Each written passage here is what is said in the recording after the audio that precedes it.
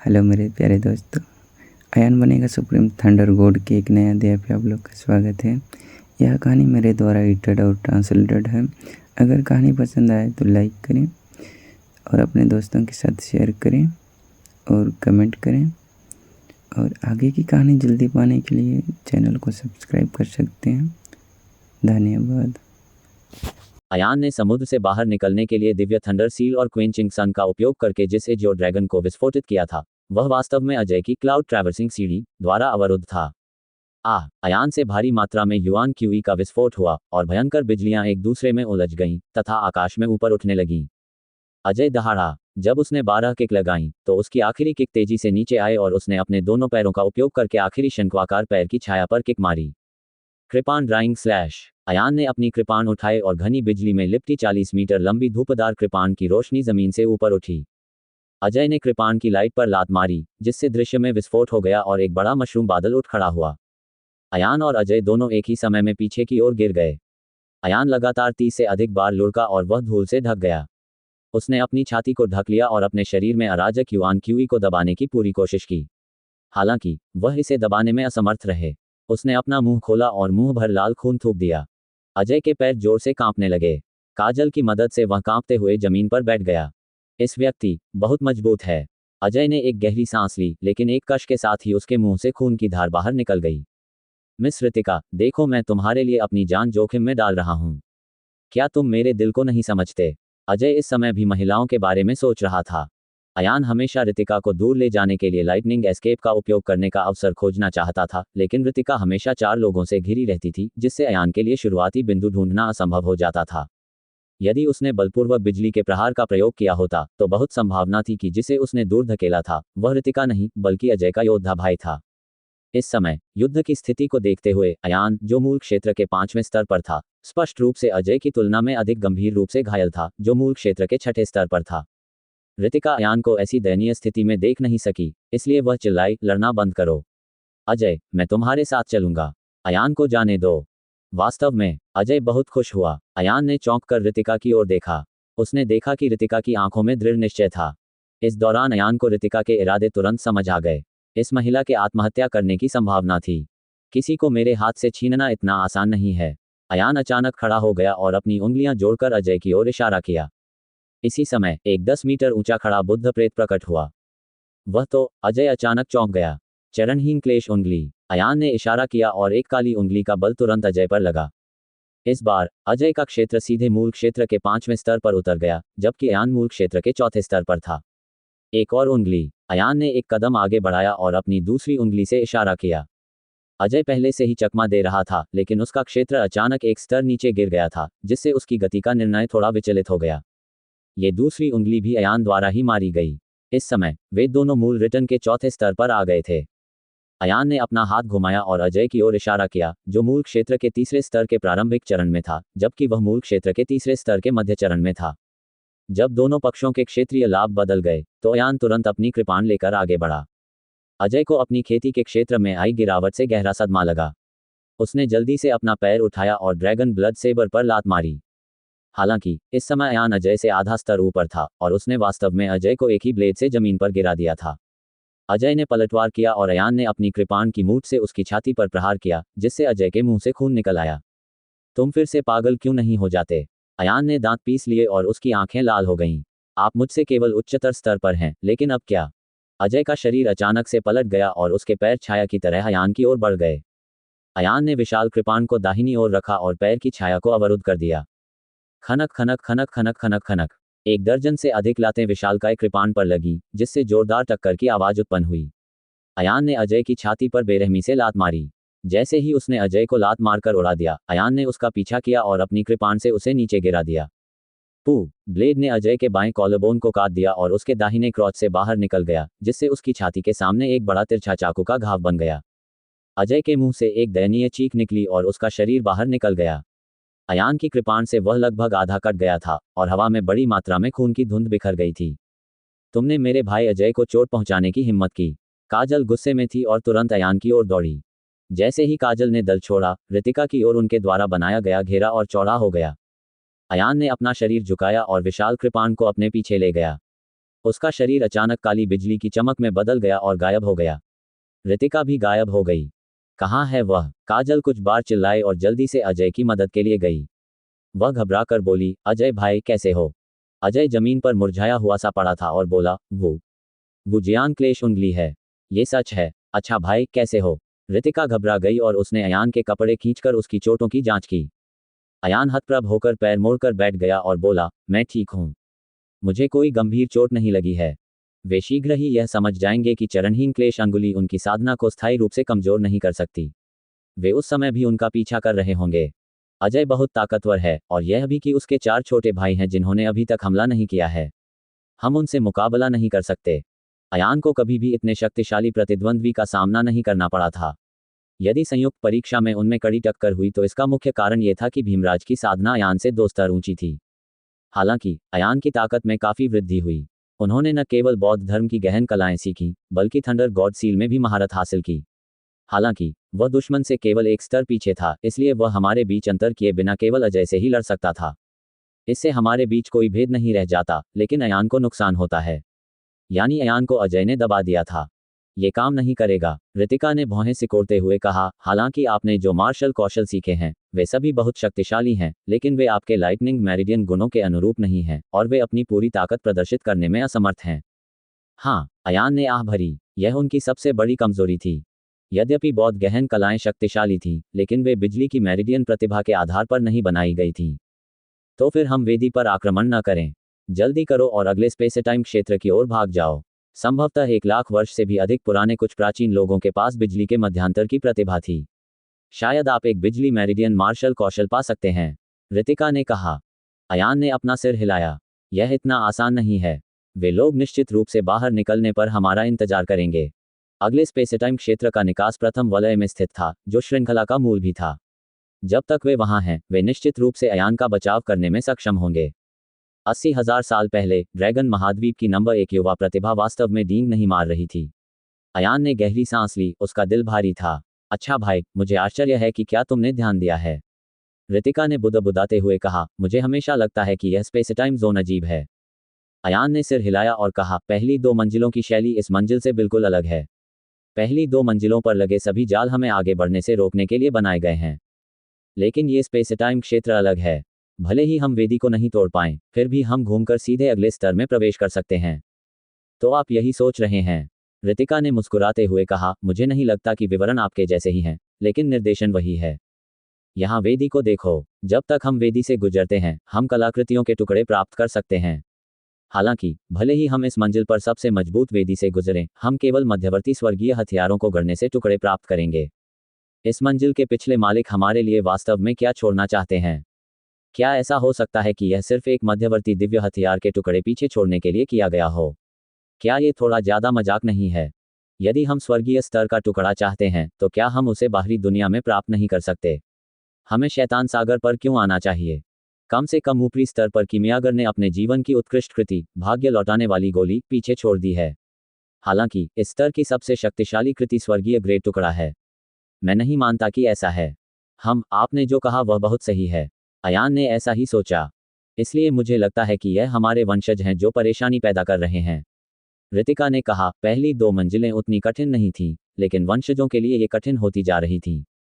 दूसरी ओर, ये परत इतनी आसान नहीं है, लेकिन वंशजों द्वारा इसे आसान और आसान बनाया जा रहा है। मुझे संदेह है कि जिन वेदियों को हमने तोड़ा है, वे शैतान सागर की वास्तविक चौकियां नहीं हैं।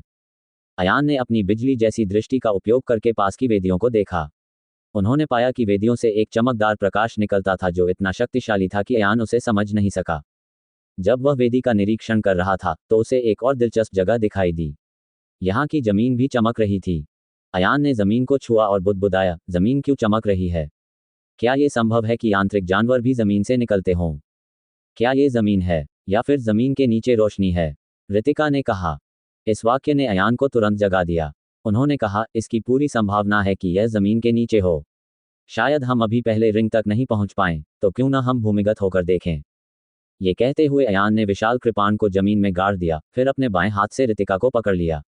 उसने अपने दाहिने हाथ से विशाल कृपाण को पकड़ लिया और अपनी युआन क्यूई का उपयोग करके विशाल कृपाण को सक्रिय कर दिया, जिससे कृपाण तेजी से घूमने लगी। इस प्रकार ड्रैगन ब्लड सेबर घूम गया और उसने जमीन में एक ऊर्ध्वाधर गोलाकार छेद कर दिया। अयान ने रितिका को गले लगाया और गोलाकार छेद में कूद गया। उसने अपने सिर के ऊपर जमीन में बने छेद को फूलों वाली उंगलियों से मिट्टी से बंद कर दिया। जमीन की सतह बहुत गहरी थी और अयान और अन्य 2 लोग सीधे नीचे उतरे। ड्रैगन ब्लड सेबर उनके नीचे घूमता रहा और खुदाई जारी रखी। अयान को ऐसा लगा जैसे वह अपने द्वारा खोदे गए गड्ढे में 300-400 मीटर गहरे गिर गया हो। तभी ड्रैगन ब्लड सेबर अचानक जमीन की सतह से बाहर आया और अयान ने उसे पकड़ लिया। वास्तव में एक भूमिगत दुनिया है। अयान ने रितिका को पकड़ लिया और नीचे गिरता रहा। उन्होंने पाया कि जमीन की सतह से 300 मीटर से अधिक गहराई से गुजरने के बाद वह पहले ही एक अंधेरे और विशाल स्थान में गिर चुके थे। प्रकाश का मार्गदर्शन करो। सूर्य की एक किरण नीचे चमकी और एक बड़े क्षेत्र को रोशन कर दिया। जैसे ही अयान नीचे उतरा, उसने चारों ओर देखा और जो कुछ उसने अपने सामने देखा उससे वह अत्यंत आश्चर्यचकित रह गया। यह एक प्राचीन और जीर्ण शीर्ण भूमिगत दुनिया थी। चारों ओर देखने पर पता चला कि पूरा भूमिगत संसार अंतहीन, शांत और अनगिनत वर्षों से अंधेरे में छिपा हुआ था।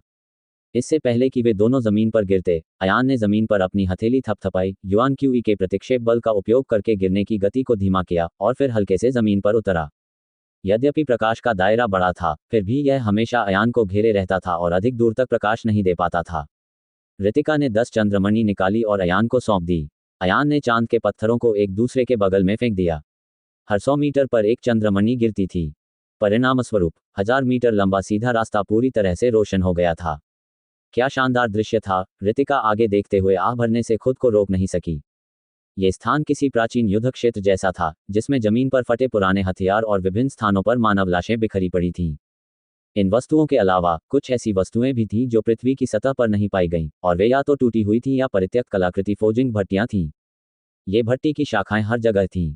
उनमें से कुछ पहले ही विस्फोट के कारण क्षतिग्रस्त हो चुके थे, जबकि अन्य किसी हथियार के इस्तेमाल से घायल हो गए थे।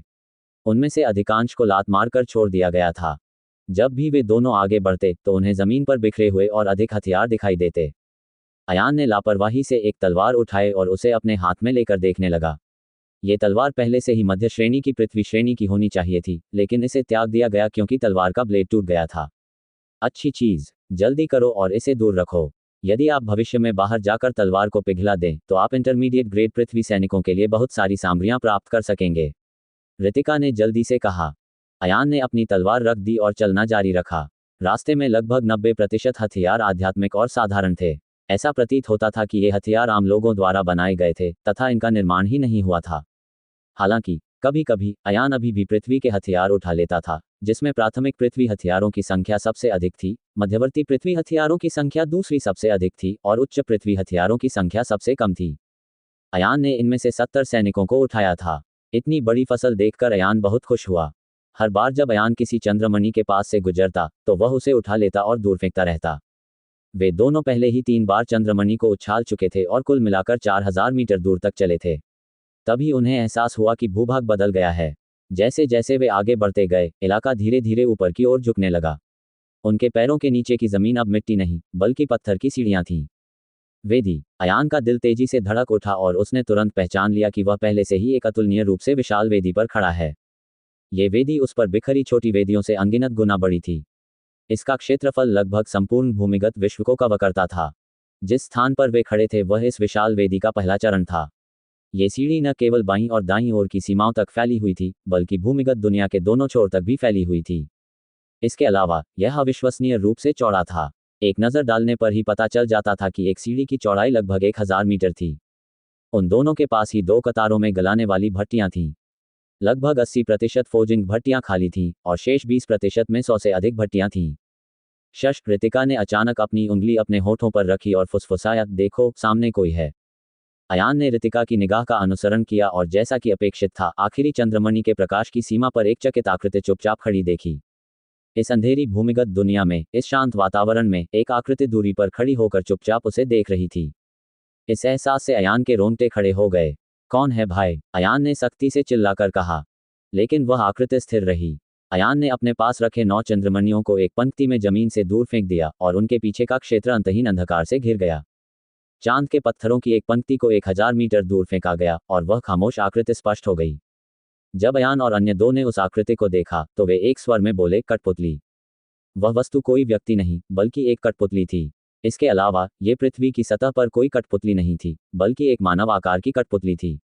मानवरूपी कठपुतली को उत्कृष्ट नक्काशी के साथ बनाया गया था, तथा यहाँ तक कि उसके शरीर की सतह को भी मानव त्वचा के रंग में रंगा गया था। हाँ, मैं समझता हूँ, यह इस मंजिल पर असली वेदी है। रितिका ने ताली बजाई और खुशी से मुस्कुराई। अच्छा भाई, यहाँ की स्थिति देखो, क्या तुम इसका पता नहीं लगा सकते?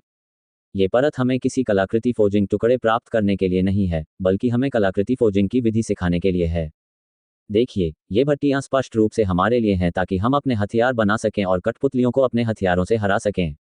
ये बात तो सही है, लेकिन मेरे पास पहले से ही एक उच्च श्रेणी का पृथ्वी हथियार है, इसलिए मुझे फिलहाल कोई हथियार बनाने की आवश्यकता नहीं है। अयान ने खुश होकर कहा। रितिका ने अपना सिर हिलाया। आपके हथियार के बारे में हम बाद में बात करेंगे। तुम पहले उस कठपुतली को तोड़ो और देखो कि वह हमारे लिए क्या छोड़ सकता है। अयान अपना कृपाण हाथ में लेकर आया और कठपुतली ने अपना सिर उठाकर अयान की ओर देखा। हे भगवान, इस आदमी के हाथ में हथियार है, अयान चिल्लाया। रितिका ने देखा कि मानव कठपुतली एक चमकदार तलवार पकड़े हुए थी। इस समय मानव सदृश कठपुतली पहले से ही अयान की ओर दौड़ी थी और अयान के सामने 5 मीटर की दूरी पर उसने अचानक एक तेज तलवार की रोशनी निकाली। अयान ने इसे रोकने के लिए ड्रैगन ब्लड सेबर का इस्तेमाल किया। तलवार की रोशनी जब ब्लेड से टकराई तो उसने अयान को 2 से 3 मीटर पीछे की ओर हिला दिया।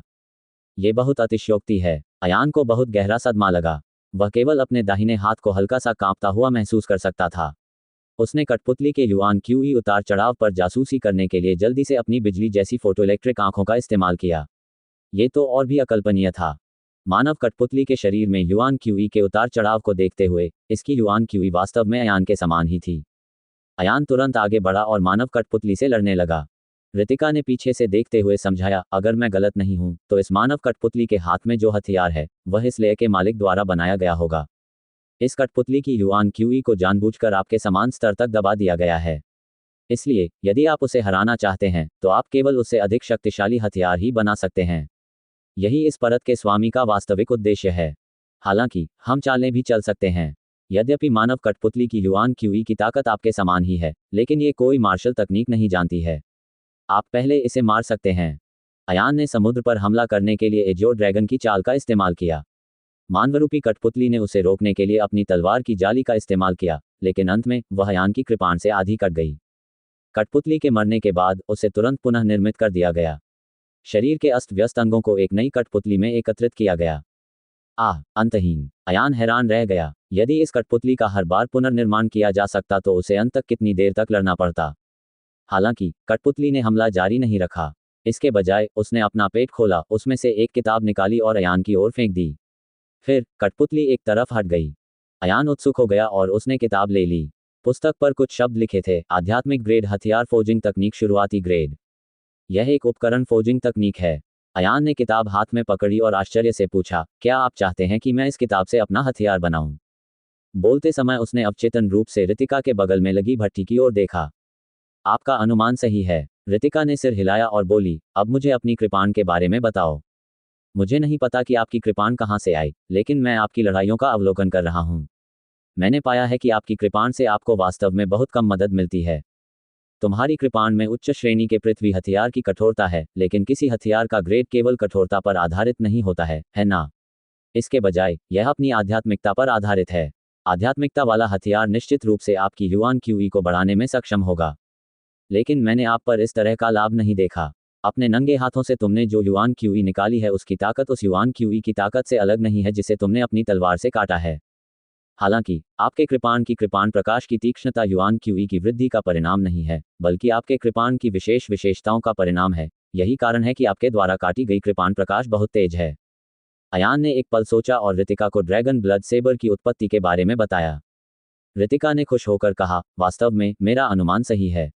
आपकी कृपाण ड्रैगन के खून से बनी है। दूसरे शब्दों में कहें तो तकनीकी रूप से यह कोई हथियार ही नहीं है। इसमें केवल एक हथियार का आकार और ताकत है। यदि आप ड्रैगन रक्त की उस बूंद की शक्ति को उन्मुक्त करना चाहते हैं तो आपके ड्रैगन रक्त कृपाण का पुनर्निर्माण किया जाना चाहिए। अयान ने सोच समझकर कहा, वरिष्ठ बहन जू क्यूई ने कहा था कि यह कृपाण बिल्कुल भी जाली नहीं है। यदि इसमें संशोधन किया जाए तो इसकी असली शक्ति सामने आ जाएगी। रितिका ने कहा, आपकी वर्तमान कृपाण केवल एक उच्च श्रेणी के पृथ्वी हथियार जितनी कठोर है, लेकिन आपके द्वारा प्रदान की गई युआन क्यूई एक साधारण आत्मा हथियार से कमतर है। जल्दी से अपनी तलवार को गलाने वाली भट्टी में डालो और उसे फिर से बनाओ। अयान भट्टी के पास गया और ढक्कन उठाया। उन्होंने पाया कि अंदर अयस्क गलाने की आधी भट्टी थी। सामग्री पहले से ही प्रगलन भट्टी में तैयार कर ली जाती है। अभी तो केवल आपकी गलाने की तकनीक पर ही विचार किया जाएगा। रितिका ने कहा, उस किताब को देखो और उससे सीखो। अयान ने कभी भी हथियारों को परिष्कृत करना नहीं सीखा था, लेकिन हथियारों को परिष्कृत करने का आधार गोलियों को परिष्कृत करने के आधार के समान ही था। इसका मतलब था कि उसे उन्हें आग में जला देना था। अयान ने जल्दी से किताबें पलटी और कहा, स्पिरिट ग्रेड हथियारों को परिष्कृत करना अपेक्षाकृत सरल है। मेरे पास गोलियों को परिष्कृत करने का आधार है और मैं स्वर्ग और पृथ्वी अग्नि नियंत्रण तकनीक भी जानता हूँ। स्पिरिट ग्रेड हथियार बनाना कठिन नहीं होना चाहिए। अयान के पास नौ शुद्धता ब्रह्मांड कौशल उसका मूल कौशल था और जिस गति से उसने हथियार बनाना सीखा वह भयावह था। उसने किताबों को केवल एक बार पलटा और फिर उनमें लिखी बातों को अपने दिल में अच्छी तरह याद कर लिया। इसके बाद उसने भट्टी में मौजूद सभी शोधन सामग्री को डाला और उन्हें 3 भागों में विभाजित किया। इन सामग्रियों को अयान द्वारा 3 बार परिष्कृत किया जा सकता है। अधिक सामग्री खोजें। रितिका एक अन्य भट्टी की ओर दौड़ी और ढक्कन उठाने की कोशिश की, लेकिन उसने पाया कि वह किसी भी तरह से उसे नहीं खोल सकती। अयान ने कहा, शायद एक समय में केवल एक ही फोजिंग भट्टी खोली जा सकती है। यह इस परत के मालिक के लिए उन लोगों की फोजिंग प्रतिभा के लिए भी एक विचार है जो पास होते हैं। यदि फोजिंग 3 बार असफल हो जाती है तो इसका मतलब है कि जो लोग पास होते हैं उनमें शक्तिशाली फोजिंग प्रतिभा नहीं होती और वे असफल हो जाते हैं। अयान ने शोधन सामग्री का एक हिस्सा निकाला और उसे भट्टी में फेंक दिया। फिर उसने अपने ड्रैगन ब्लड सेबर को प्यार से सहलाया। अंततः उसने निर्दयतापूर्वक तलवार को भी भट्टी में फेंक दिया। जब भट्टी का ऊपरी आवरण बंद किया गया तो अचानक जमीन से भट्टी की 4 दिशाओं में 4 पाइपें फैल गईं। चारों पाइपों ने भट्टी के चारों छिद्रों पर निशाना साधा और भट्टी में भयंकर लपटें उगलनी शुरू कर दीं। ओह, मुझे व्यक्तिगत रूप से आग छोड़ने की भी आवश्यकता नहीं है। मुझे बस आग पर काबू पाना है, अयान ने खुश होकर कहा। जैसे ही वह बोल रहा था, अयान पालथी मारकर बैठ गया और चुपचाप उच्च स्तरीय अग्नि नियंत्रण तकनीक, ब्रह्मांड अग्नि नियंत्रण तकनीक को प्रसारित करने लगा, जो उसे लौकी का आधा हिस्सा दिया गया था। प्रगलन भट्टी की लपटें शीघ्र ही अधिक लचीली हो गईं। शब्द कॉस्मॉस सामान्यतः यिन और यांग को संदर्भित करता है, लेकिन कॉस्मॉस अग्नि नियंत्रण तकनीक में शब्द कॉस्मॉस स्वर्ग और पृथ्वी को संदर्भित करता है, जिसका अर्थ है स्वर्ग और पृथ्वी के बीच 5 तत्वों की विशेषताओं को समाहित करना। स्वर्ग के नीचे अनगिनत प्रकार के हथियार, अनगिनत विशेषताएं थीं, कुछ कठोर, कुछ नर्म, कुछ मजबूत, कुछ ज्वाला की तरह धधकते, कुछ पाले की तरह ठंडे, कुछ सौम्य स्वभाव, कुछ मजबूत चरित्र इत्यादि। ब्रह्मांड अग्नि तकनीक ज्वाला को 5 विशेषताओं में विभाजित करती है: वायु, लकड़ी, पानी, अग्नि और पृथ्वी। ज्वाला के 5 गुण एक साथ एकत्रित होते हैं। लौकी प्रत्येक विशेषता को उसकी आवश्यकता के अनुसार नियंत्रित किया जा सकता है। अयान ने अपने दोनों हाथों से एक वृत्त खींचा। कॉस्मोस फायर तकनीक के नियंत्रण में भट्टी के अंदर की लपटों को 5 रंगों में विभाजित किया गया: हवा के लिए हल्का हरा, लकड़ी के लिए पन्ना हरा, आग के लिए लाल, पानी के लिए नीला और पृथ्वी के लिए गहरा पीला। थंडर 5 तत्वों का व्युत्पन्न था। दूसरी ओर पवन का तात्पर्य सामान्य रूप से हवा से है, साथ ही हवा में उपस्थित अनेक तत्वों से भी है। जल का निर्माण वायु में उपस्थित तत्वों की परस्पर क्रिया से होता है। इसलिए पृथ्वी लकड़ी से गर्भवती है, लकड़ी हवा में उगलती है, अपक्षय से जल बनती है, जल संघनित होकर बादलों में बदल जाता है, बादलों से बिजली बनती है, इसलिए बिजली को जलीय अग्नि का उपनाम भी दिया गया है। ये कहा जा सकता है कि बिजली एक ऐसा तत्व था जिसमें 5 तत्व शामिल थे, लेकिन यह अपने अस्तित्व से भी ऊपर उछलता था। कॉस्मोस फायर तकनीक लाइटनिंग मेरिडियन इनेट स्किल पर आधारित थी और इसका विशद रूप से उपयोग किया जा सकता था। इस समय अयान को अंततः सीनियर हाफ गॉड के श्रमसाध्य प्रयासों का एहसास हुआ। ये पता चला कि वह ये बात बहुत पहले से जानता था, लेकिन वह इस बच्चे को स्वर्ग और पृथ्वी अग्नि नियंत्रण तकनीक सिखाने में कंजूस नहीं था, जिसके पास बिजली के मध्याह्न रेखाओं को नियंत्रित करने की प्रतिभा थी। 5 तत्वों की अग्नि 5 तत्वों के भीतर मौजूद किसी भी चीज को नष्ट कर सकती है। ड्रैगन ब्लड सेबर 5 प्रकार की लपटों से लिपटा हुआ था और जल्दी ही पिघलकर लाल रोशनी की एक किरण में बदल गया। एक क्षण में पूरी भट्टी लाल रोशनी में फूट पड़ी, जिससे भूमिगत अंधकार में दुनिया खून की तरह जगमगा उठी। ये बहुत अच्छा है। ये ड्रैगन रक्त हथियार बनाने के लिए सबसे अच्छी सामग्री है। रितिका ने ताली बजाकर सराहना की। अयान ने ड्रैगन ब्लड सेबर से लकड़ी की अशुद्धियों को हटाने के लिए स्पिरिट ग्रेड हथियार शोधन तकनीक का उपयोग किया, जिससे केवल रक्त लाल उबलता तरल पदार्थ ही बचा। फिर उसने शोधन सामग्री को अनुपात में एक साथ रखा। उन्होंने देखा कि धातु की एक बड़ी मात्रा प्रगलन भट्टी में ड्रैगन के रक्त के साथ मिलकर उबलते हुए तरल धातु में बदल गई। अयान की अग्नि नियंत्रण तकनीक के नियंत्रण में ये तेजी से घूमने लगा। लगभग 1 घंटे बाद अयान ने अपनी साधना वापस ले ली। गलाने वाली भट्टी का ऊपरी हिस्सा जोर से खुला और एक पतली तलवार बाहर निकली। प्रगलन भट्टी के नीचे का फर्श अचानक पलट गया और प्रगलन भट्टी जमीन पर गिर गई। इसके अनुरूप एक कांस्य कड़ाही थी। कांसे के बर्तन का ढक्कन खोला गया तो अंदर लाल खून से भरा बर्तन था। कांस्य कढ़ाई की बाहरी दीवार पर 6 आंखों वाला एक विचित्र टोट चित्र बना हुआ था। जल्दी करो, कृपाण को संयमित करो। रितिका जल्दी से चिल्लाई, उस कांसे के बर्तन में खून ठंडा करने के लिए इस्तेमाल किया जाता है। ये 6 आंखों वाले स्पिरिट टॉड का खून है। अयान का दिल धड़क उठा। उसने तुरंत अपनी युआन क्यूई का उपयोग करके तलवार को नियंत्रित किया और उसे कांस्य कढ़ाई के रक्त में फेंक दिया। तुरंत ही रक्त उबलने लगा और कृपाण ठंडा होने लगा। ऐसी कई चीजें थीं जिनसे तलवार को शांत किया जा सकता था। साधारण लोग तलवार को गर्म करने के लिए पानी का उपयोग करते थे, लेकिन जगह जगह पानी अलग अलग होता था। ऐसे कारीगर थे जो एक अच्छा स्प्रिंग प्राप्त करने के लिए लाखों मील की यात्रा करते थे। और इससे भी अधिक शक्तिशाली कारीगरों ने अपनी तलवारों को कठोर बनाने के लिए रक्त का प्रयोग किया। जो लोग मानव रक्त का उपयोग करते थे, वे राक्षसी पशु रक्त का भी उपयोग करते थे। 6 आंखों वाले स्पिरिट टॉड के रक्त को दुनिया में सबसे अच्छे कृपाण तड़का देने वाले रक्त में से एक माना गया है, क्योंकि इसके रक्त में सबसे मजबूत आध्यात्मिकता थी और इसे हथियारों के साथ मिलाना सबसे आसान था। जब अयान उस पतली कृपाण से बाहर निकला तो उसने उसे अपने हाथ में पकड़ लिया और महसूस किया कि कृपाण अत्यंत आध्यात्मिक थी, मानो वह उसमें विलीन हो गई हो। अच्छा कृपाण, अयान प्रशंसा करने से खुद को रोक नहीं सका। वह महसूस कर सकता था कि कृपाण में निहित ड्रैगन रक्त की बूंदें सच्ची शक्ति उत्सर्जित करने लगी थीं। दुर्भाग्यवश ये कृपाण बहुत पतली है। मुझे इसकी आदत नहीं है। अयान ने ब्लेड को काटने के लिए अपनी दोनों उंगलियों का इस्तेमाल किया। ये ब्लेड केवल 1 उंगली चौड़ा और लगभग 1.5 मीटर लंबा था। चार्ज करना जारी रखें। आपके ड्रैगन ब्लड सेबर का ग्रेड केवल एलिमेंट्री ग्रेड स्पिरिट वेपन का है। हालांकि ड्रैगन ब्लड के अस्तित्व के कारण ये पहले से ही एक साधारण प्राथमिक ग्रेड स्पिरिट हथियार से कहीं आगे निकल गया है। आप अपने सामने निर्माण जारी रख सकते हैं और यह वैसा ही बन जाएगा जैसा आप चाहते हैं। रितिका ने सांत्वना दी। वे दोनों आगे बढ़ने लगे, जबकि कांसे का बर्तन ऊपर की ओर सरक रहा था। ऐसा लग रहा था कि वे हर समय अयान का पीछा करेंगे ताकि वह अपनी तलवार को संयमित कर सके। 1000 मीटर चलने के बाद उन्हें दूसरी सीढ़ी मिली। इस सीढ़ी पर एक गलाने वाली भट्टी भी थी। आगे देखने पर अभी भी एक मानव कठपुतली दिखाई दी। मानवरूपी कठपुतली के हाथ में एक हथियार भी था और यह हथियार एक इंटरमीडिएट ग्रेड स्पिरिट हथियार था। अपने फोर्जिंग परिणामों का परीक्षण करें, रितिका ने कहा। यदि आप अपने गुरु की संतुष्टि के लिए एक प्राथमिक ग्रेड स्पिरिट हथियार बनाते हैं, तो आप निश्चित रूप से एक इंटरमीडिएट ग्रेड स्पिरिट हथियार को हराने में सक्षम होंगे। कठपुतली के हाथ में मध्यवर्ती श्रेणी का स्पिरिट हथियार इस स्तर के स्वामी द्वारा व्यक्तिगत रूप से गढ़ा गया था। वह इसे एक उच्च कोटि का कठपुतली बना सकता था, लेकिन कठपुतली के हाथ में केवल एक दोषपूर्ण कठपुतली थी। जाहिर है, इस परत के मास्टर का मानना है कि यदि किसी राहगीर की कलाकृति बनाने की प्रतिभा काफी मजबूत है, तो अयान द्वारा गढ़ा गया प्राथमिक ग्रेड स्पिरिट हथियार शीर्ष ग्रेड वाले से भी अधिक शीर्ष ग्रेड होना चाहिए। यहां तक कि इसने निम्न श्रेणी के इंटरमीडिएट ग्रेड स्पिरिट हथियारों को भी पीछे छोड़ दिया। अयान नए ड्रैगन ब्लड सेबर के साथ आगे बढ़ा और कठपुतली से लड़ा। कठपुतली की अपनी युआन क्यूई अयान के समान ही थी, लेकिन उसके हाथ में मौजूद हथियार ने युआन क्यूई को मजबूत कर दिया। इस प्रकार तलवार की रोशनी के हर वार से अयान को अंतहीन दबाव महसूस होता था। जैसे जैसे वह लड़ता रहा, उसके हाथ कांपने लगे। अयान स्वयं जानना चाहता था कि क्या उसमें हथियार बनाने की प्रतिभा है, इसलिए उसने कठपुतलियों को हराने के लिए युद्ध कौशल का उपयोग नहीं किया।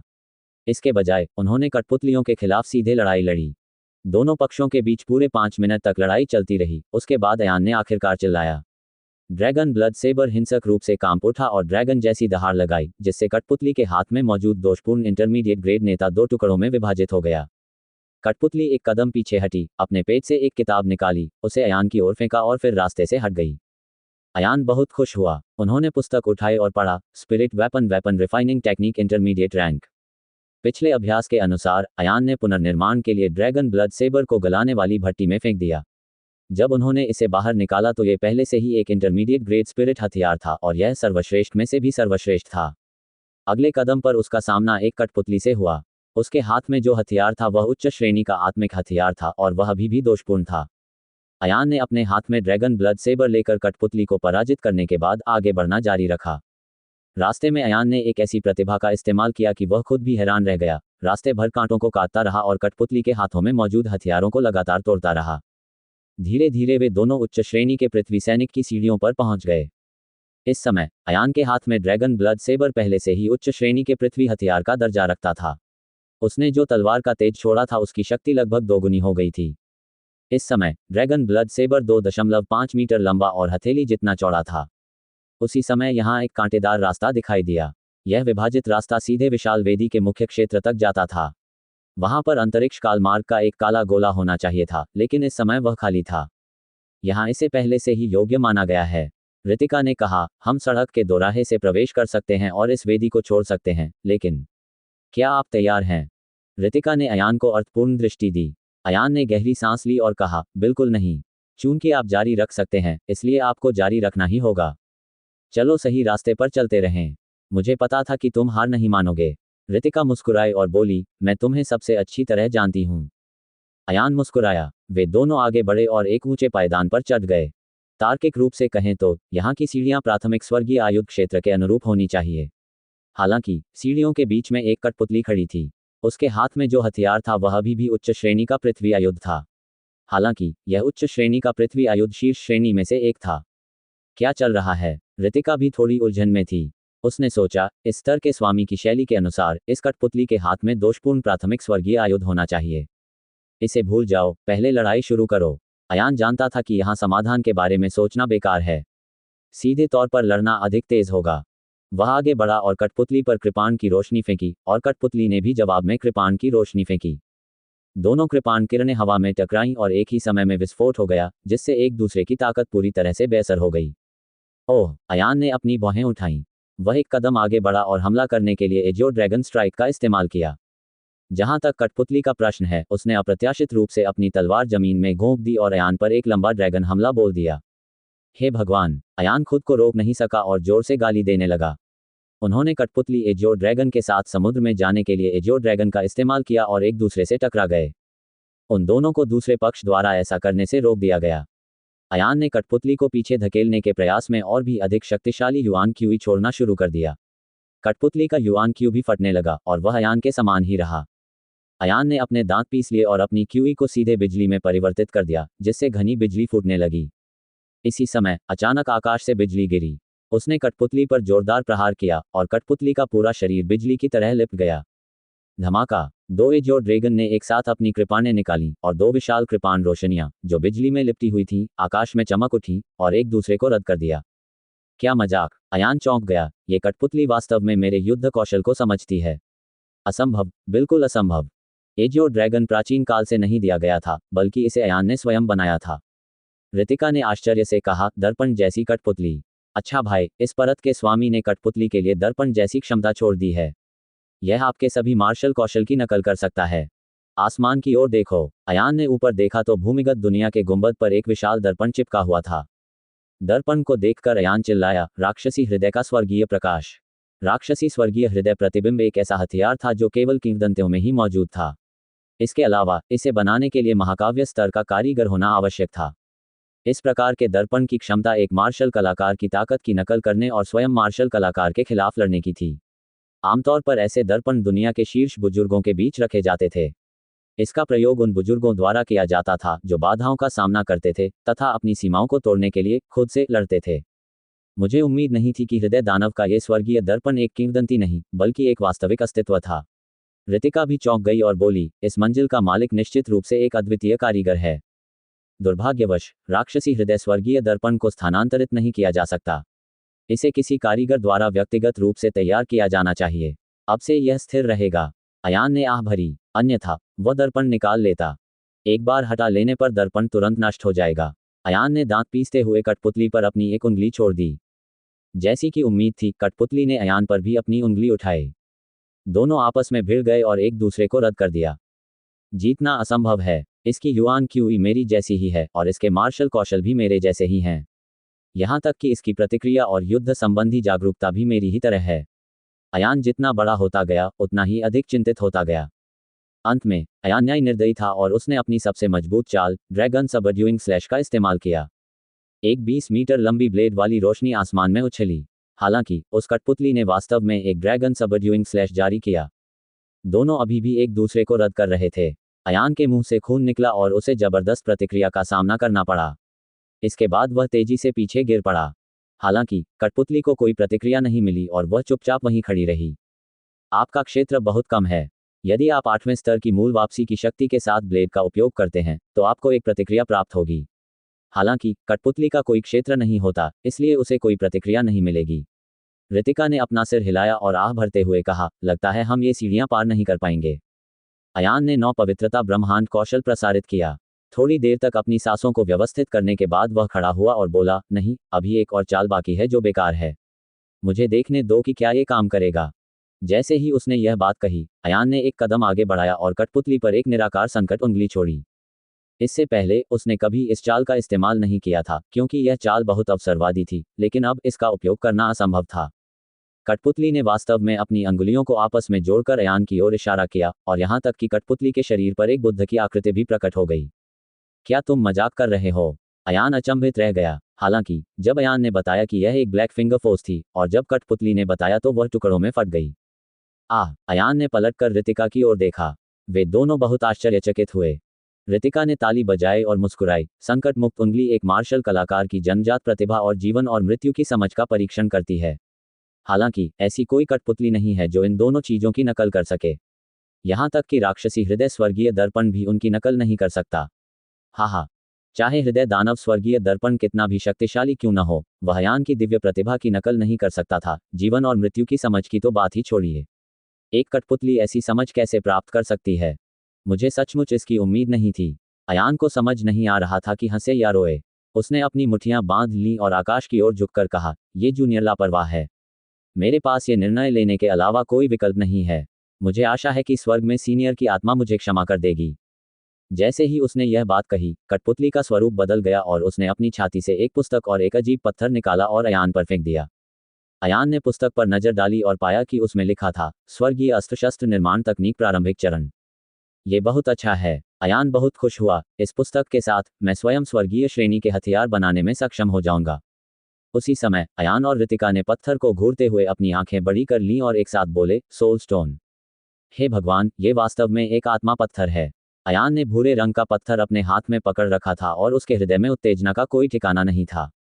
आत्मा पत्थर वे रत्न थे जिनका उपयोग कलाकृतियों की आत्माओं को परिष्कृत करने के लिए किया जाता था, और तथाकथित कलाकृति आत्माएं हथियारों की आत्माएं थीं। हथियार आत्मा के प्रकट होने का हथियार के ग्रेड से कोई संबंध नहीं था। कुछ हथियार पहले ही दाव हथियार स्तर तक पहुंच चुके थे और उनमें हथियार आत्मा नहीं थी।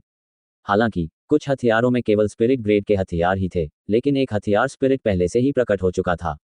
ये कृत्रिम आत्मा एक बहुत ही मायावी अस्तित्व था।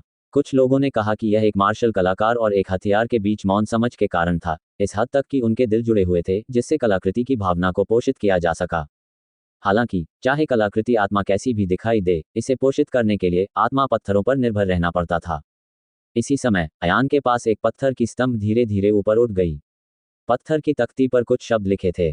ध्यानपूर्वक, लापरवाही से और स्पष्ट रूप से पढ़ें। अयस्क खोजना भी कारीगरों के लिए एक अनिवार्य पाठ्यक्रम था। इसलिए जब वे यहां पहुंचे तो उन्होंने प्रवेश परीक्षकों को अयस्क सामग्री उपलब्ध नहीं कराई। उन्हें स्वयं ही विश्व का अन्वेषण करने तथा अयस्क की खोज करने की आवश्यकता थी। चूंकि भविष्य में अयस्क उपलब्ध नहीं कराया जाएगा, इसलिए विचार करने वाली अगली बात राहगीर के हथियार का स्तर नहीं था, बल्कि मार्शल कलाकार के हाथ में हथियार की समझ थी। पत्थर के स्तंभ पर लिखा था कि जब प्रवेश चुनौती देने वाला पत्थर का स्तंभ देख ले तो इसका मतलब होगा कि प्रवेश चुनौती देने वाला पहले ही पराजित हो चुका है। हॉट डेमन हेवनली मिरर द्वारा नियंत्रित कठपुतली का अर्थ यह भी था कि प्रवेश चुनौतीकर्ता और उसका हथियार मौन समझ के गहरे स्तर तक पहुंच गए थे। एक मार्शल कलाकार और एक हथियार जितना अधिक मौन होते थे, हथियार आत्मा का उत्पादन उतना ही आसान होता था। इस प्रकार इस परत के स्वामी ने 7 आत्मा पत्थर दिए और उन्हें एक साथ परिष्कृत करके एक हथियार आत्मा का निर्माण किया। ये पढ़कर अयान को ग्लानि महसूस हुई। वह कोई कठपुतली नहीं था जिसे उसने हथियार के साथ अपनी मौन सहमति के कारण पराजित कर दिया था। इसके बजाय उन्होंने अनुमानतः अद्वितीय क्लेश उंगली का प्रयोग किया था। इसमें लिखा है कि कुल 7 आत्मा पत्थर हैं, जिसका अर्थ है कि हमारे पीछे 6 और कठपुतलियां हैं। आगे है, रितिका ने उत्साह से कहा। लेकिन मैं हथियारों के संबंध में कोई मजबूत मौन सहमति नहीं बना पाया हूं। अयान ने आह भरी। यदि उसके हाथ में ब्लैक लिन सेबर होता तो वह निश्चित रूप से आगे बढ़ने में सक्षम होता। हालांकि उसके पास ड्रैगन ब्लड सेबर था जो उसने अभी अभी प्राप्त किया था। रितिका ने कहा, हथियारों को समझने के लिए वर्षों के संचित अनुभव की आवश्यकता होती है। एक मार्शल कलाकार को अपने हथियार के साथ लड़ना होता है। इस मंजिल का मालिक चाहता है कि तुम यहीं रहो और कठपुतलियों के खिलाफ लड़ो, ताकि हथियारों के साथ तुम्हारी मौन समझ में सुधार हो सके। हालांकि हमारे पास यहां बर्बाद करने के लिए इतना समय नहीं है। यदि आप मौन समझ विकसित करना चाहते हैं, तो आप बाहरी दुनिया में दुश्मनों से लड़ने के लिए भी इसे विकसित कर सकते हैं। आप ठीक कह रहे हैं। हम पहले ये काम कर सकते हैं। अयान ने अपनी कृपाण पकड़ी और सीढ़ियों से नीचे चला गया। दूसरी कठपुतली अभी भी एक उच्च श्रेणी का पृथ्वी हथियार पकड़े हुए थी, लेकिन इसकी युआन क्यूई पहले से ही अयान की तुलना में अधिक शक्तिशाली थी।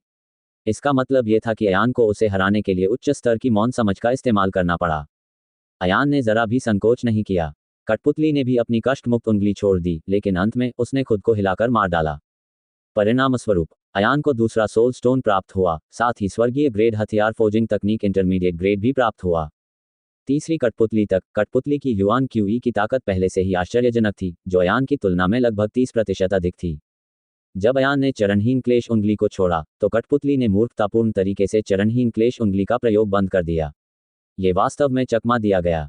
दुर्भाग्यवश चरणहीन क्लेश अंगुली की गति बहुत तेज थी, जिसने कठपुतली को एक ही क्षण में मारा, जिससे उसका क्षेत्र काफी कम हो गया। इस प्रकार अयान को एक और भी अजीब दृश्य मिला। कठपुतली की युआन क्यूई की ताकत पहले स्तर के दायरे से कम नहीं हुई, बल्कि चौथे स्तर से कम हुई। कठपुतली तुरंत इतनी कमजोर हो गई कि अयान एक क्षण के लिए स्तब्ध रह गया। वह आगे बढ़ा और कठपुतली को काटकर मार डाला। क्या चल रहा है? अयान दाकी। रितिका ने एक पल सोचा और बोली, क्या तुम्हें याद है कि मैंने तुम्हें पहले क्या बताया था? यहाँ की कठपुतलियां और राक्षस किसी राहगीर के दायरे का पता लगाने के बाद स्वयं को समायोजित कर लेते हैं। आपकी चरणहीन क्लेश अंगुलियों को अपनी साधना एक स्तर तक कम कर देनी चाहिए थी, लेकिन क्योंकि उनकी अपनी युआन क्यूई आपकी तुलना में 4 गुना अधिक मजबूत है, यह एक स्वर्गीय क्लेश क्षेत्र विशेषज्ञ की युआन क्यूई की ताकत है। तो अगर आप इशारा करेंगे तो वे चौथे स्तर पर गिर जाएंगे। कठपुतली का अपना कोई क्षेत्र नहीं था, लेकिन उसके शरीर में युआन क्यूई को एक स्वर्गीय क्लेश क्षेत्र विशेषज्ञ द्वारा इंजेक्ट किया गया था। हे भगवान! अयान की आंखें चौड़ी हो गईं। क्लेश मुक्त उंगली का यहाँ बहुत चमत्कारी प्रभाव है। क्या ये बाघ को पंख लगाने जैसा नहीं है? यदि अयान आगे बढ़ना जारी रखता है, तो प्रत्येक कठपुतली की युआन क्यूई पिछली वाली से अधिक मजबूत होगी। हालांकि अयान को 3721 की परवाह नहीं थी। उसने अपनी चरणहीन कष्टकारी उंगली का उपयोग करके कठपुतली को सीधे चौथे स्तर पर गिरा दिया और फिर अपनी कृपाण से उसे काट डाला। जब तक 7 कठपुतलियां मारी गईं, तब तक अयान ने जो हथियार शोधन तकनीक हासिल कर ली थी, वह पहले से ही गहन श्रेणी की हथियार शोधन तकनीक प्रारंभिक श्रेणी थी। हथियारों को नश्वर, आत्मा, पृथ्वी, स्वर्ग, दाव, गहन और ईश्वर के रूप में वर्गीकृत किया गया है। समकालीन युग में पूरे धीरज साम्राज्य में सबसे सर्वोच्च रॉयल हथियार रिफाइनर भी केवल गहन ग्रेड प्राथमिक ग्रेड हथियार ही बना सकते थे। चाहे शोधन की विधियां कितनी भी ऊंची क्यों न हो, वे उन्हें समझ नहीं पाएंगे। और इस समय अयान ने जो हथियार शोधन कला प्राप्त की थी, उसने वास्तव में उसे एक पल में शीर्ष हथियार शोधकों में से एक बनने की अनुमति दी थी। बेशक कौशल और अनुभव के मामले में अयान एक शीर्षशाही कारीगर की तुलना में बहुत कमजोर था, लेकिन कम से कम कारीगरी के बारे में उसका ज्ञान एक शीर्षशाही कारीगर के बराबर था। हाँ मेरे अच्छे भाई, भले ही अब आपके पास मार्शल आर्ट की ताकत नहीं है, फिर भी आप एक शीर्ष कलाकार के अच्छे अंकुर हैं। आप जहां भी जाएंगे ये बहुत लोकप्रिय होगा। जब रितिका ने देखा कि उसका पति कितना उत्कृष्ट है, तो वह भी खुश हो गई। मैं अभी भी एक शीर्ष कारीगर बनने से बहुत दूर हूँ। कला कौशल में दशकों के अनुभव के बिना मैं स्वयं को ऐसा कहने का साहस नहीं कर सकता। अयान ने मुस्कुराते हुए अपना सिर हिलाया और अपने सामने 7 आत्मा पत्थर रख दिए। अयान ने कहा, मैंने सभी 7 आत्मा पत्थरों को इकट्ठा कर लिया है, लेकिन हथियार के साथ मेरी मौन सहमति पर्याप्त नहीं है। ऐसा लगता है कि अब मैं उनका उपयोग नहीं कर सकता। कुछ गलत है। रितिका ने अपनी आंखें झपकाईं। आपके हथियार में ही एक आत्मा है। क्या तुम भूल गए? इसमें ड्रैगन के खून की एक बूंद है। ड्रैगन दुनिया की सबसे ऊंची आत्मा है। इसके खून की एक बूंद भी कोई मजाक नहीं है। ये सही है, मैं ये कैसे भूल सकता हूँ? अयान ने अपने माथे पर थपकी दी और जल्दी से बगल में स्थित भट्ठी की ओर चला गया। इस प्रगलन भट्ठी का उपयोग उन लोगों द्वारा कलाकृति की आत्मा को शांत करने के लिए किया गया था, जो इसे तोड़कर अंदर आए थे। इस भट्ठी का आकार अन्य प्रगलन भट्टियों से बिल्कुल अलग था। यह अत्यंत विचित्र था। अयान ने ड्रैगन ब्लड सेबर और 7 सोल स्टोन फेंके और कॉस्मोस इंपीरियल फायर तकनीक के साथ इसे संतुलित करना शुरू कर दिया। आत्मा पत्थर किसी हथियार के स्तर को बढ़ा नहीं सकते थे, लेकिन वे हथियार की आत्मा को शांत कर सकते थे। शस्त्र आत्मा वाले हथियार और शस्त्र आत्मा रहित हथियार समान स्तर के नहीं थे। 5 तत्वों की ज्वाला के जलने से 7 आत्मा पत्थर तरल में बदल गए और ड्रैगन रक्त कृपाण में विलीन हो गए। अयान ने सावधानीपूर्वक आग पर काबू पाया और 7 घंटे तक शोधन चलता रहा। जैसे ही अयान ने सोचा कि वह सफल हो गया है और जाने वाला था, एक ड्रैगन की दहाड़ ने आकाश और पृथ्वी को हिला दिया। अचानक भट्ठी से आया। अयान की पुतलियां सिकुड़ गईं और उसने वास्तव में एक नीले ड्रैगन की छाया को गलाने वाली भट्टी से आकाश में उड़ते हुए देखा। विशाल एजियो ड्रैगन 5000 मीटर से अधिक लंबा था। पूरा एजियो ड्रैगन गुंबद के नीचे चक्कर लगाता रहा और धीरे धीरे कांपने लगा। एक जोड़ी ड्रैगन जैसी आंखें नीचे की ओर देख रही थीं। अयान और रितिका दोनों इतने डर गए कि उनके चेहरे पीले पड़ गए। उन्हें वास्तव में पता चला कि वे किसी अज्ञात समय पर जमीन पर घुटने टेक चुके थे। यहाँ तक कि उन्हें भी इस कार्रवाई का एहसास नहीं हुआ। वह तो बस एक नीले ड्रैगन की काल्पनिक छवि थी। नीला ड्रैगन प्रेत केवल ड्रैगन रक्त की एक बूंद से आया था। हालांकि अयान ने पाया कि एजियो ड्रैगन प्रेत बहुत पीड़ा झेल रहा था। ये बिजली की आपदा से गुजर रहा है। रितिका चिल्लाई, ड्रैगन के खून की वह बूंद एजियो ड्रैगन द्वारा क्लेश के दौरान छोड़ी गई थी, इसलिए इसमें अभी भी क्लेश की दर्दनाक यादें हैं। अच्छा भाई, जल्दी करो, इसके साथ क्लेश को पार करना।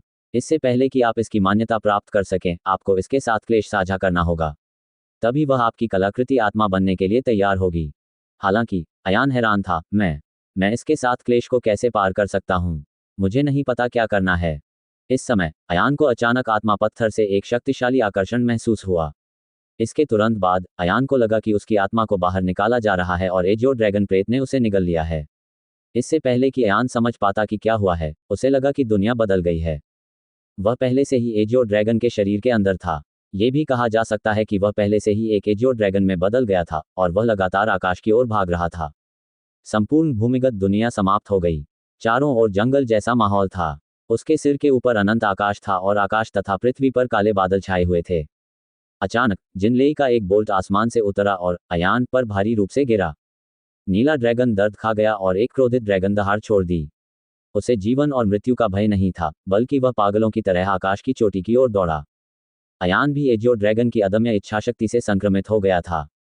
इस समय वह नीला ड्रैगन था और नीला ड्रैगन अयान था। चलो भी, धत्तेरी की, फिर से आओ। अयान पहले ही भूल चुका था कि वह कौन है। वह आकाश की ओर क्रोध से दहाड़ने लगा, एक अडिग योद्धा की तरह नीले अजगर के साथ आकाश की ओर दौड़ा। धमाका, एक और बिजली गिरी और एजियो ड्रैगन के शरीर पर गिर पड़ी। अयान को पूरे शरीर में असहनीय दर्द महसूस हुआ, यहाँ तक कि उसकी आत्मा भी कांपने लगी। अयान को पहले ही यह एहसास हो गया था कि एजियो ड्रैगन में डरपोकपन का भाव है, लेकिन अयान में स्वयं लड़ने की अत्यंत प्रबल भावना थी। वह ऐसे व्यक्ति थे जो जब मजबूत थे तब भी मजबूत थे और उन्होंने कभी अपना सिर नीचे नहीं झुकाया। जाना, अयान ने दहाड़ते हुए एजियो ड्रैगन को पुनः आकाश में उड़ा दिया। धमाका, धमाका, धमाका, धमाका, एक के बाद एक विपत्तिपूर्ण बिजली गिरी जो अधिक से अधिक शक्तिशाली होती गई, लगातार आकाश में संघर्षरत, प्रतिरोध करने वाले और संघर्षरत एजियो ड्रैगन को जमीन पर गिराती रही। बाद में बिजली का संकट पहले से ही अतुलनीय रूप से भयानक था। एजियो ड्रैगन को जमीन पर गिराने के बाद, इससे पहले कि वह फिर से उड़ पाता, एक और विनाशकारी बिजली गिरी जिसने एजियो ड्रैगन को जमीन पर कुचल दिया और एजियो ड्रैगन पर अंधाधुंध बमबारी की। अयान की लड़ाकू भावना अपनी सीमा तक बढ़ गई थी। उसने आकाश की ओर चिल्लाकर कहा, आकाश मुझे नष्ट करना चाहता है और मैं आकाश को तोड़ डालूंगा। एजियो ड्रैगन की लड़ाकू भावना अचानक से बहुत अधिक बढ़ गई और उसने अप्रत्याशित रूप से अपनी असीम क्षमता को उन्मुक्त कर दिया और एक झटके के साथ 9 स्वर्गों तक उड़ गया। नीला ड्रैगन वास्तव में काले बादलों में घुस गया, बादलों में लौटता और घूमता हुआ, संकट की बिजली के खिलाफ लड़ता हुआ। बादल गरजने लगे और सुनहरी बिजली एक जाल में बंध गई, जिसके भीतर नीला ड्रैगन फंस गया। नीला ड्रैगन बाईं और दाईं ओर टकराया, जिससे उग्र ड्रैगन दहाड़ की लहरें निकलने लगीं। अयान गुस्से से चिल्लाया, भले ही मुझे हजारों टुकड़ों में काट दिया जाए और मेरी हड्डियां तोड़ दी जाएं, मैं इसे स्वीकार नहीं करूंगा। मैं अपना सिर नीचे नहीं करूंगा। नीला ड्रैगन ने अभूतपूर्व गर्जना की। अजगर की दहाड़ पूरे आकाश और पृथ्वी में गूंज उठी, जिससे बादल सभी दिशाओं में बिखर गए और यहाँ तक कि पृथ्वी भी कांप उठी। हालांकि अंत में यह अभी भी बिजली के संकट से बचने में असमर्थ था।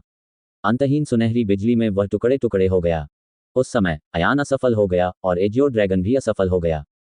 मैं आकाश को चीरकर आगे बढ़ना चाहता था, लेकिन मैं कुछ नहीं कर सकता था। अयान ने एक लंबी सांस छोड़ी और एजियो ड्रैगन का शरीर बिखर गया और उसकी आत्मा नष्ट हो गई। आखिरी क्षण में जब ड्रैगन आत्मा बाहर तैरकर आए और उस पर सुनहरी बिजली गिरी, तो उसने अयान की ओर देखा। जहां तक ड्रैगन के सिर की बात है, जिसका सिर काटा गया था, जिस क्षण वह सुनहरी बिजली से चकनाचूर हुआ, उसने खून और आंसू की एक बूंद छोड़ दी।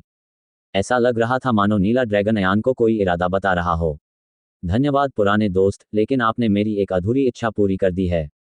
अगर मैं मर भी जाऊं तो मुझे इसका कोई अफसोस नहीं है। अयान भी एजियो ड्रैगन की दृढ़ता और उसके अडिग ड्रैगन स्वभाव से प्रभावित हुआ, उसकी आंखों से आंसू बहने लगे।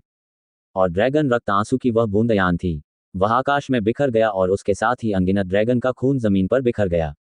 केवल अयान के ड्रैगन रक्त के आंसू एक पेड़ पर गिरे। अयान भी एजियो ड्रैगन के साथ मर गया, लेकिन अयान की मार्शल भावना और उसकी कृपाण की मंशा नहीं मरी। ड्रैगन के खून की बूंद ने पेड़ पर ब्लेड के आकार का निशान छोड़ दिया। कई वर्षों के बाद पूरा पेड़ सूखकर बिखर गया था और केवल पत्ते का आकार ही हमेशा के लिए बचा था।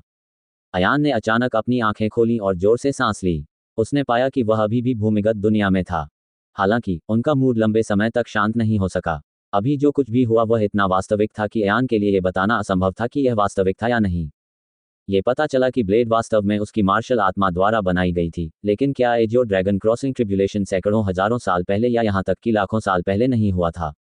लेकिन उस समय दुनिया में एक भी अयान नहीं था। कृपाण का इरादा तो दूर की बात थी। क्या ये हो सकता है कि पुनर्जन्म का निर्णय स्वर्ग द्वारा किया गया हो? अयान ने अपना सिर नीचे कर लिया। उसे पता नहीं क्यों, पर उसकी आंखें भी टपक रही थीं। वह बुदबुदाया, बूढ़े आदमी, तुम्हें आखिरी बार विदा करना मेरे लिए सम्मान की बात है। अच्छा भाई, क्या तुम रो रहे हो? रितिका घुटनों के बल बैठ गई और अयान के आंसू पोंछने लगी। क्या कंडेंसिंग उपकरण स्पिरिट विफल हो गया? मैंने तुम्हें बहुत देर तक यहाँ बैठे देखा और तुम्हें परेशान करने की हिम्मत नहीं हुई। अयान ने एक गहरी सांस ली और अपने चेहरे पर आए आंसुओं के दाग पोंछे, जिससे उसके चेहरे पर एक शानदार मुस्कान आ गई। ये कुछ भी नहीं है। बस कुछ देर के लिए मुझे अपने दिल में कुछ महसूस हुआ। भूमिगत दुनिया के गुंबद पर एजियो ड्रैगन प्रेत ने अयान पर गहरी नजर डाली और चिल्लाते हुए गलाने वाली भट्टी में घुस गया। प्रगलन भट्टी तुरंत चमक उठी। ऊपरी आवरण से एक जोरदार आवाज के साथ एक 3 मीटर ऊंची कृपाण आकाश में उड़ गई। वास्तव में उस विशालकाय कृपाण की पीठ पर एक ड्रैगन का सिरा पड़ा हुआ था। ब्लेड हरा और लाल था, ब्लेड लाल था और ब्लेड हरा था। ब्लेड की सतह पर हल्के से ड्रैगन स्केल दिखाई दे रहे थे। अयान ने तुरंत ही अपनी तलवार में बदलाव किया और अंततः एक 3 मीटर लंबी, अजीब आकार की तलवार प्राप्त की, जिसके पीछे एक ड्रैगन रिज बना हुआ था। ऐसा लग रहा था जैसे एक छोटा नीला ड्रैगन चाकू की पीठ पर सीधा लेटा हुआ है। जब अयान ने मूठ पकड़ी, तो ड्रैगन स्केल पैटर्न वाला मूठ वास्तव में फैलने लगा। अयान के दाहिने हाथ पर 2 बार लपेटने के बाद मूठ का सिरा ड्रैगन के पंजे में बदल गया और उसने अयान के हाथ को मजबूती से पकड़ लिया। बहुत खूब, रितिका अचंभित होकर बोली, ये कृपाण, क्या ये जीवित है? अयान ने लगातार 3 गहरी सांसें लीं और कहा, ड्रैगन के साथ कष्ट ने मुझे कुछ सिखाया है। यद्यपि बौद्ध धर्म की गहन कलाएं सशक्त हैं, फिर भी वे मेरी जन्मजात विशेषताओं से मेल नहीं खातीं।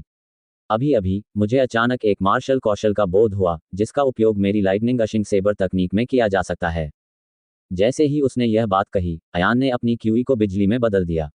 उसका पूरा दाहिना हाथ बिजली की चमक से लिपटा हुआ था और वह चिल्लाया, गड़गड़ाहट, रैप्टर अपनी पूंछ हिला रहा है। इस समय अयान के पीछे हवा में एक नीला ड्रैगन प्रेत प्रकट हुआ। छाया ने अपनी पूंछ हिलाई और अजगरों की तरह दहाड़ने लगी। अयान ने क्षैतिज रूप से वार किया, बिजली एक प्रकाश किरण में संघनित हो गई और कृपाण की रोशनी ने एक बड़े अर्धचंद्र को काट दिया जो लगभग गोल था। विशाल अर्धचंद्राकार ब्लेड की चमक ऐसे फैल रही थी जैसे दर्जनों छोटे छोटे वज्र ड्रैगन ब्लेड की चमक पर दहाड़ रहे हों। कृपाण की रोशनी भूमिगत दुनिया के दूर आकाश में फैल गई, लेकिन यह अभी भी अंतहीन अंधेरे में थी। चमकदार बिजली की रोशनी उत्सर्जित कर रही थी। नीला ड्रैगन समुद्र में है। अयान ने अपनी चाल बदली और विशाल कृपाण को जमीन में घोंप दिया। वह आगे बढ़ा और बमबारी करने लगा। उसी समय उसके पीछे हवा में एक विशाल ड्रैगन सिर वाला प्रेत प्रकट हुआ। ड्रैगन के सिर ने अपना मुंह खोला और एक चौंकाने वाली ड्रैगन दहाड़ लगाई, बिल्कुल वैसी ही जैसे उसने अंधेरे बादलों में क्लेश बिजली के खिलाफ लड़ाई लड़ी थी। जैसे ही अयान आगे बढ़ा, उसका पूरा शरीर धधकती आग में बदल गया। उसका दाहिना हाथ, जिसमें एक विशाल कृपाण था, वास्तव में एक वज्र ड्रैगन में बदल गया था। बिजली के ड्रैगन ने अपने मुंह से कृपाण के पिछले हिस्से को काटा और अयान पर हमला किया। इसकी शक्ति ने स्वर्ग को हिला दिया। गड़गड़ाहट, ड्रैगन को झकझोर देने वाली धूप।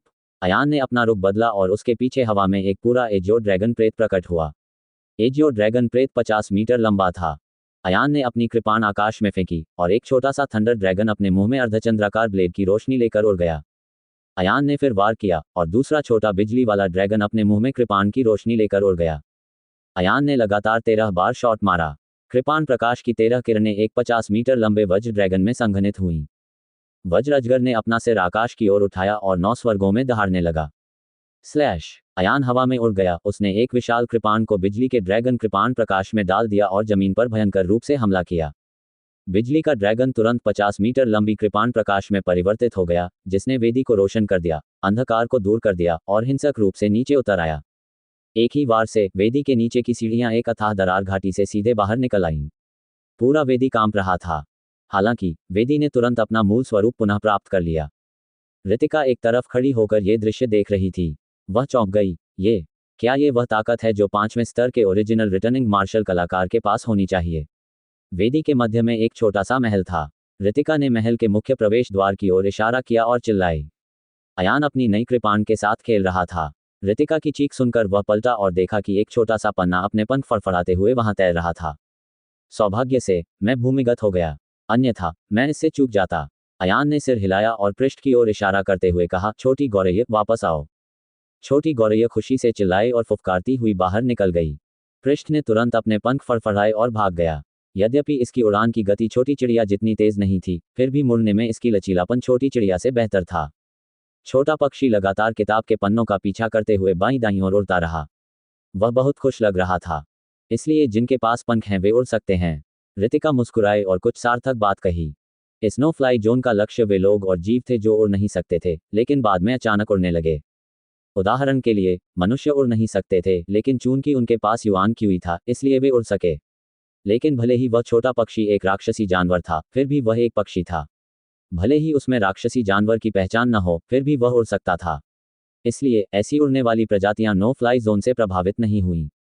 अयान ने छोटी चिड़िया को पन्नों का पीछा करने दिया, जबकि वह अपने ड्रैगन ब्लड सेबर की खोज जारी रखता रहा।